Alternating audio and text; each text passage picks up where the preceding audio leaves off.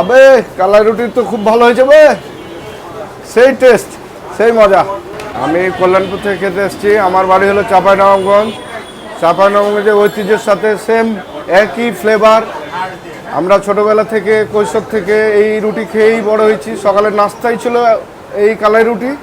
এখন এটা বিকালের মনে করেন মানুষের একটা আনন্দের খোরাক হয়ে গেছে।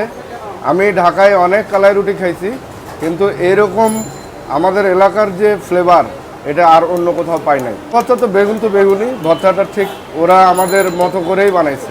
কারিগর আর ঢাকার কারিগর সেম একই, তাই মনে হচ্ছে যে উনি আমাদেরই মতো করে বানাইছে অথবা ট্রেনিং নিয়ে আসছে চাঁপাইনবাবগঞ্জ থেকে। ডিফারেন্স মনে হচ্ছে না।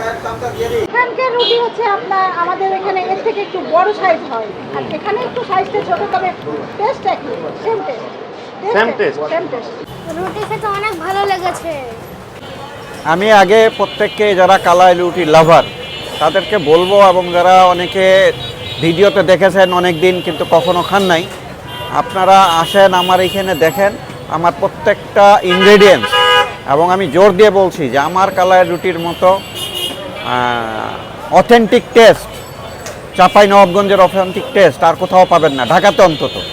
কারণ আমার প্রত্যেকটা ইনগ্রেডিয়েন্টস আমি নিজে ওইখান থেকে আমাদের তত্ত্বাবধানে তৈরি করে, যেমন মাসকালের আটা, চালের আটা এবং অন্যান্য ইনগ্রেডিয়েন্টস, এবং ইভেন আমাদের যে ভর্তা করার জন্য সরিষার তেল, প্রত্যেকটা ইনগ্রেডিয়েন্টস আমরা পিওর দেই। এবং আমরা কোনো পণ্যে পাম অয়েল এবং কোনো প্রকার ফুড কালার বা ফ্লেভার ব্যবহার করি না।